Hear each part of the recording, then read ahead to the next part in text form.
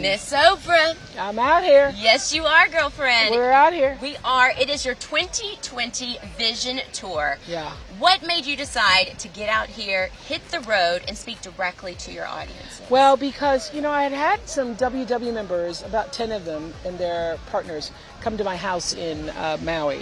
And we were on our porch. They were supposed to come for lunch, and then they end up staying all day. And then before you know it, we're on the porch drinking tequila shots, 4 points per shot.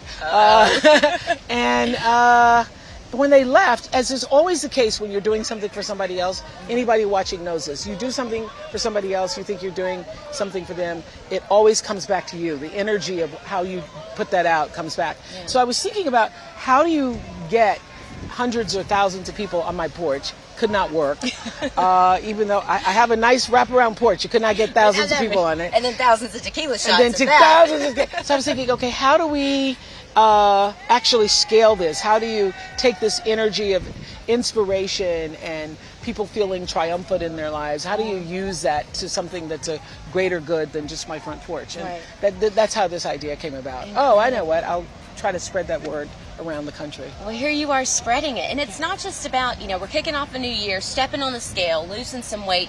It is far beyond the weight loss aspect. I'm really over the scale. I don't even use the scale anymore. I just use, do I feel well and does this fit? Yeah. I use, do I feel well and does this fit? Because I now fully have come to understand, I'm about to turn 66, and I know, having been on every diet in the world, that now WW has allowed me to stabilize and to feel healthy inside and out with all the numbers that matter, not just your weight, but your blood pressure and your blood sugars and all of that. I'm healthier than I've ever been, and I do believe that healthy is actually the new skinny, Rachel. That is what I'm saying. Amen to that. Amen to that. To Healthy is the new skinny. It's all the numbers. It's just not the scale number. Hello, Mr. Truck on the beach. Hello, sir. That's probably a first for him. Like, calling his wife. You're not going to believe it. You're not going to believe it. Here we go. So 2020, you want it to be the year of transformation. You had an abundance of life experiences, Oprah. So what would you say has been your biggest personal transformation yet? The biggest transformation for me was living my life with intention. What I know, I live by this law that's the third law of motion physics: what you put out is coming back. Yep. But before you even put it out, you have an intention. And so to have a clarity of intention about what you actually want to do and why you want to do it is the most important thing. And then to just set that vision and have every step you make move you in the direction of that vision. It doesn't mean that every day it's going to happen. Some days you're off track. Like, I intended to work out 45 minutes. I only got in 37 this morning. Well, that's better than zero. Yeah, it's better than zero. And that's what I said. Okay, at least you got some movement in, and I'll go back and I'll make up the other 8 later. But I think you just made it up. Actually, as I was walking, I think this is going to be 8 minutes. I'm going to make it up. So it's daily renewal. It's not one big, gigantic goal. It's every day coming back, giving yourself the opportunity to get it right. Because that's what every sunrise means. It's, oh gosh, it's another chance to get it right. It is. Yeah. Allow me to have an intent and purpose to each meeting. Intent is everything. It is, isn't it?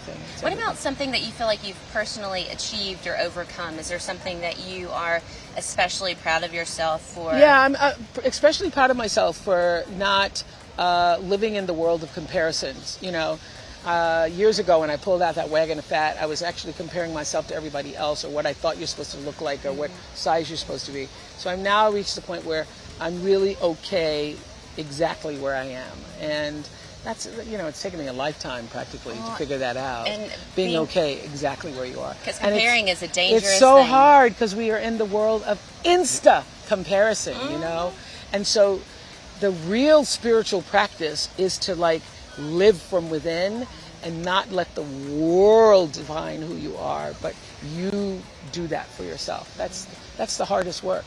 It truly is. And it is. I feel like those are going to be some of the messages that you are going to be conveying in this 9-stop city tour that you're going on.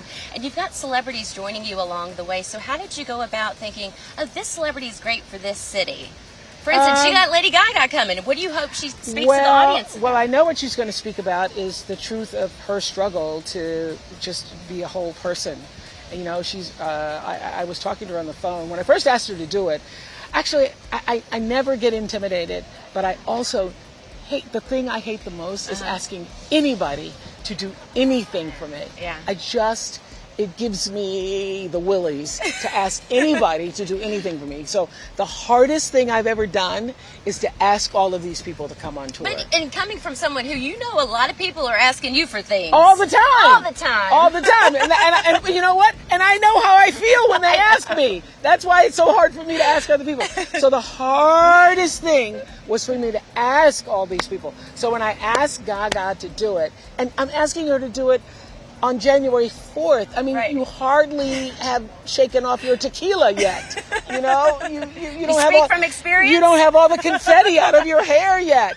And when I said, "Look, I know it's a hard thing. I know and she said yes immediately. So, you know, if anybody said, "Oh no, I don't think I could do it," I go, "Okay." I was always the worst booker for the Oprah show.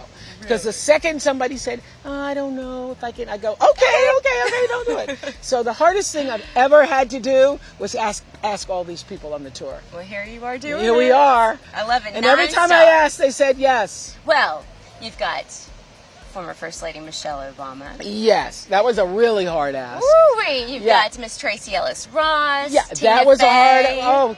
Because Tina Fey, it's in Minnesota. Who know. wants to go to Minnesota in the heart of winter? And she told me that. She was like, "And I'm going to Minnesota whenever it's January, but it's for Oprah." So I know. You know, that's what you Getting do. somebody to come, anybody to go, "Hey, come join me in Minnesota." But Tina Fey's joining me in Minnesota. Not just Minnesota. Minnesota. Nice. It's gonna be cold, y'all. It is. Okay, Yeah. so the tour, we've been talking about this. What is the biggest challenge for you on tour? Well, I think the biggest challenge, particularly when you're on the road, is to stay on point. You know, is to maintain your exercise, your daily routines. Because normally I get up, I walk the dogs, I'm out the door. So maintaining that healthy routine when you're on the road, because you know you want to hang out with the crew, you like to have a couple drinks after the show. No, you need to go to bed and get your sleep and get your rest. So it's staying on track, on point when you're on the road. Absolutely. It's harder. Now, what are some of your favorite things that you have to have with you while you're traveling? Well, you know, I don't have a big rider. I've done no blue M&Ms. No, listen, I've been on the other side of this microphone, so I have dealt with the people and their riders, and so I try to, you know, in every hotel there's going to be sparkling water. Okay. And avocados, which I try to bring my own. When I'm in the country, I bring my own avocados because Do you grow them? Because I grow them. And also it's so much cheaper. Because you know what they charge in a hotel for an avocado? Oh, it's ridiculous. It's ridiculous. And I'm sure you got some of that zest, truffle zest in your purse. And I never go anywhere without truffle zest. Now they got hot truffle zest. So I have that. And that's about it. Okay. And I always have like oranges and bananas in the room. And that's it. You're low maintenance, I'm girl. so low maintenance. Yeah. I love that. Okay, resolutions that time of year. I don't make resolutions anymore. I have a word. So at my dinner table, we all go around the table and we say, "What's your word for this year?" Okay. And my word is purpose. My word for this year is purpose, because when I look back on you know how you can't even figure out what you did in a year because your life's so full? Yes. So now I just go back and I look through my phone. So I was doing that on New Year's Eve, looking through the phone at all the pictures, all the stuff you've done.